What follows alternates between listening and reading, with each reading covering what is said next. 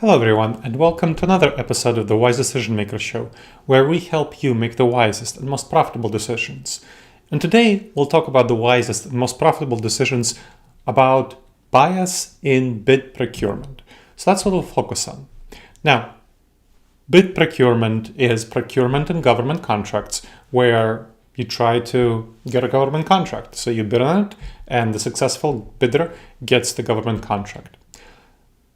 Now, there are often, when the government contract happens to go awry, in some cases the government contract process happens to go awry, then there will be a bid protest. So it's going to be a administrative matter, potentially a legal matter, where the losing applicants will say, hey, the process that the government officials, procurement officials used to select the winning bidder was problematic in some way, they didn't follow the rules, and so on. One of the biggest problems is bias in bid procurement process. So that's what we're going to address. How do you address the problem of bias in bid procurement protests?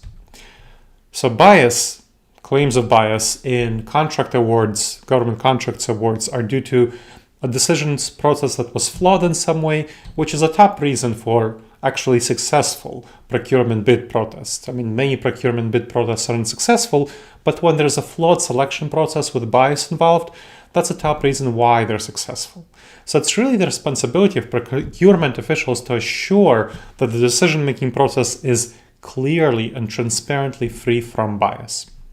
Now, the Government Accountability Office made an annual report to Congress in 2016, which found that over 22% of bid protests succeeded during the 2016 fiscal year. So of all the bid protests, over a fifth succeeded, 22%, mostly due to flawed selection decisions. So that is clearly showing that bias was a major factor in actually the success of bid protests. So let's talk about this. What is bias in the procurement process, and what can be done to address it? Bias in decision-making means using inappropriate information or criteria to make decisions. So it results in decisions that are irrational, arbitrary, capricious, bad decisions, basically, ones that are not based on facts, logic, and reasoning. Now, there are a number of forms of bias, and there are two main forms of bias. One is deliberate bias, which are prejudged. You know that it's deliberate. So prejudged, preconceived ideas and choices. That's deliberate bias.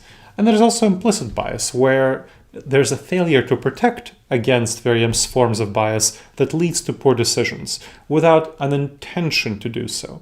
But the problem there is that the human mind is inherently biased, and if you don't protect against bias, you will often get a poor decision.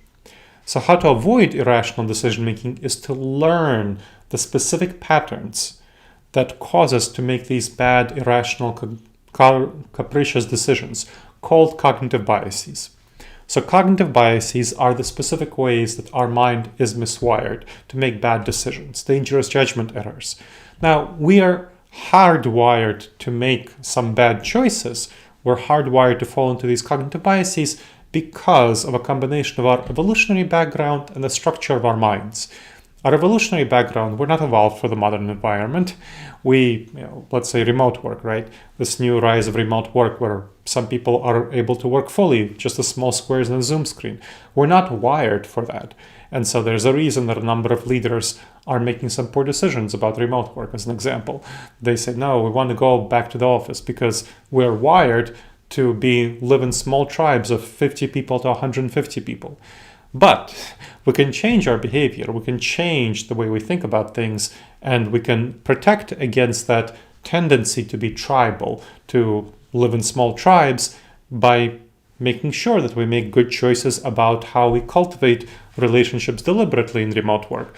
And so there are many companies that are successful working fully remotely, or some people working remotely. And that's one way of overcoming the problems in our minds about tribalism.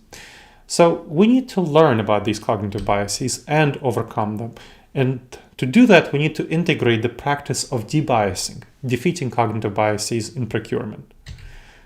So we want to minimize those potential judgment errors. So that's what we're going to talk about. Now, one of the biggest problems I see as a common bias in the procurement process, having helped a number of procurement officials get good results in procurement and protect against cognitive biases, and also being on the other side as a legal expert witness, helping in a lawsuit against procurement officials who had a pretty biased process. I was on both sides of the aisle. And so I see one of the biggest cognitive biases called the confirmation bias, where there's a tendency by procurement officials to look for information that confirms their pre-existing beliefs. For example, they have certain information about procurement applicants and they have pre-existing beliefs about them. And they look for information that confirms their beliefs while actively ignoring information that doesn't confirm to their pre-existing beliefs. So that results in poor decisions. They're not objective, and irrational, arbitrary, and capricious procurement process, which is going to often get you sued as a part of a bid process, which is really something that procurement officials don't want. I know from working with procurement officials. I mean, nobody wants to get sued, right? So, second cognitive bias is belief bias, where we evaluate arguments for applicants based on pre-existing beliefs about their quality. For example, personal likes or dislikes of a procurement official about a certain applicant, rather than the facts that are present in the application. So that's a big problem, belief bias. Another one is called the anchoring bias. The anchoring bias. We really rely too heavily on our initial information about a topic, and that results in playing favorites in the bidding process based on first impressions, pre-existing information. So you don't want to simply rely on the pre-existing information, and that's a problem, because we tend to be too anchored to it. So we need to address the anchoring bias in order to make good decisions. Next is the availability bias. That's about what information is available in your memory. So we look for information that's most easily available in our memory rather than what's truly important. So when we think about, what's important, what's available in my memory about this applicant or this aspect of the situation of the application, this criteria. So we might focus on one criteria when we really should be focused on all criteria, because the criteria is most prevalent in our memory because there was a problem with a certain aspect of that criteria, for example. And so we want to accurately evaluate the application. We want to look at all criteria. And so we want to focus on what's truly important. Next one is the halo and horns effect. The halo effect has to do with that fact that we treat an option more favorably when we like one certain characteristic of that option. So if we like a way that we like an applicant, something about an applicant, then we will tend to weigh all other characteristics of that applicant better than the applicant actually deserves.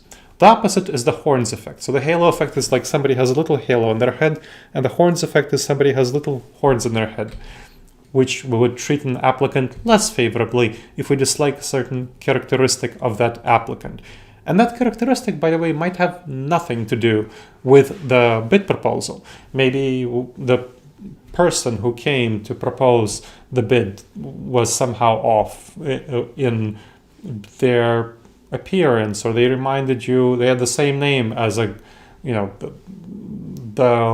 husband or wife with which you had a divorce 5 years ago, and you can't stop thinking about that person, your former spouse, when the bidder was presenting their presentation. And so your negative impression, it's not all the fault of the bidder, but that is the kind of problem we're talking about.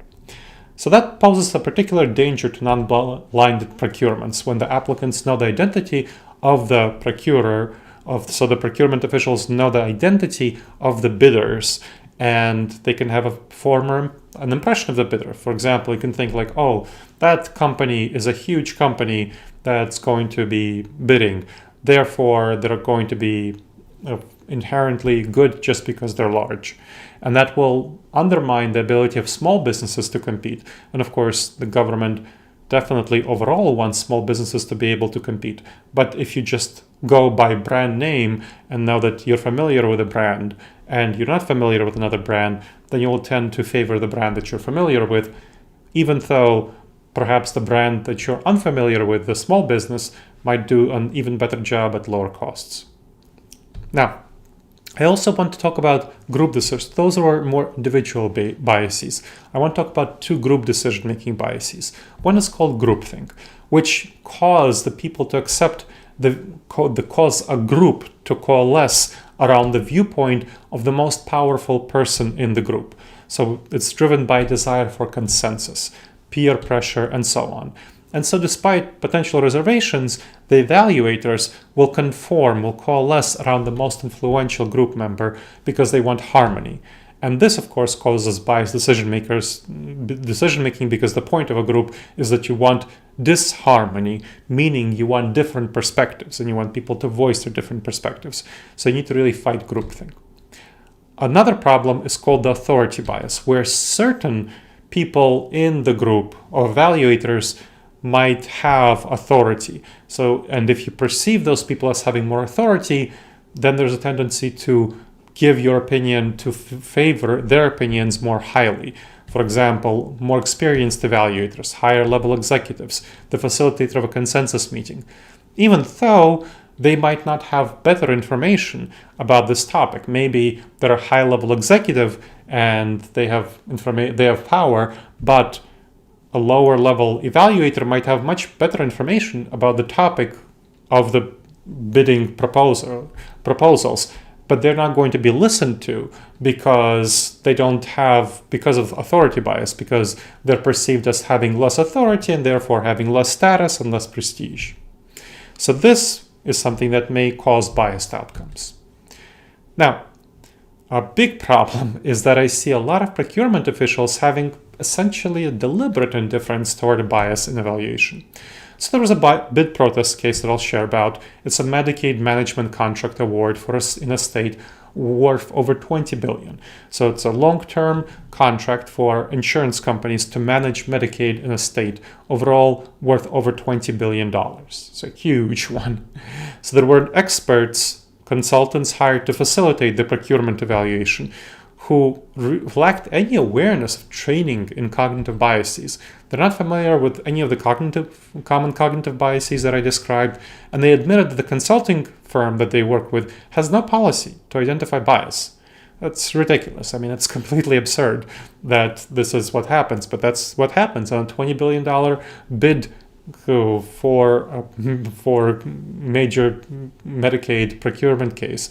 This was $20 billion, and the firm that was hired was to facilitate it, major consulting firm, and they really had no policy to identify bias, no training for their consultants to identify bias, even though the consulting firm had a several millions of dollar contract on this, because this took place over a year and they had a number of staff members working.